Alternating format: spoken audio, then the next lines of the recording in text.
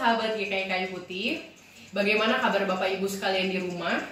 Saya harap semua ada di dalam kondisi yang baik dan sehat. Kalau Bapak Ibu atau saudara-saudari ada yang dalam keadaan kurang sehat, sakit, saya berdoa agar melalui istirahat di rumah Tuhan boleh memulihkan tubuh Bapak Ibu, saudara-saudari sekalian. Setiap hari Senin, Rabu, dan Jumat, para pengerja GKI Kayu Putih akan mengunggah video berisi renungan singkat di channel ini. Maka Bapak Ibu boleh menekan tombol lonceng di samping tombol subscribe, sehingga ketika video diunggah, Bapak Ibu langsung mendapatkan notifikasi atau pemberitahuan di dalam ponsel Ibu masing-masing. Bapak Ibu yang terkasih dalam Tuhan Yesus Kristus, kita sudah berada di minggu yang kedua atau lebih 2,5 minggu kita melakukan self isolated di rumah kita masing-masing, dan barangkali ada banyak hal yang berubah tidak seperti biasanya. Kebiasaan-kebiasaan berubah, dan juga aktivitas-aktivitas kita juga berubah. Biasanya kita pergi pagi, pulang sore hari, atau mungkin pulang malam hari. Ketika pulang kita mengalami kelelahan, capek secara fisik. Mungkin itu juga berubah, kita tidak lagi mengalami kelelahan secara fisik karena kita mengerjakan segala sesuatu dari rumah. Tapi Bapak Ibu, saya menyadari bahwa kelelahan itu tidak hanya kita alami secara fisik, tetapi kelelahan juga bisa menyerang pikiran dan juga perasaan kita. Kelelahan itu bisa berupa rasa takut, karena setiap hari kita baca berita pasien dari COVID-19 terus meningkat di Indonesia.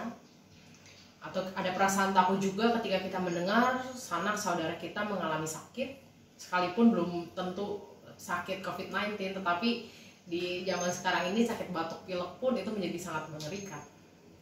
Atau mungkin ketakutan kita akan pekerjaan-pekerjaan kita. Ada banyak hal yang tertunda, ada banyak hal yang harus ditiadakan, ada banyak perencanaan dan target-target yang harus mundur dari waktu yang seharusnya. Atau mungkin kita juga mengalami stres karena kita memang tidak terbiasa ada di dalam rumah. Biasanya kita pergi jalan-jalan atau bekerja di luar, dan kita sulit untuk fokus bekerja dari dalam rumah. Bapak Ibu yang terkasih dalam Tuhan Yesus Kristus, situasi ini ketika kita tidak bisa melakukan banyak hal yang kita inginkan, barangkali hendak mengajarkan kita untuk menghayati betapa kita adalah manusia yang terbatas. Yesaya 2 ayat 22 di situ pernah dituliskan, janganlah berharap kepada manusia, karena ia tidak lebih daripada hembusan nafas. Perkataan ini dikatakan oleh Nabi Yesaya ketika ia sedang memperingatkan umat. Tuhan memperingatkan umat yang kerap kali meninggikan dan memegahkan diri mereka. Tuhan mengingatkan bahwa kita adalah manusia yang tidak lebih dari hembusan nafas. Kita adalah debu yang sangat terbatas.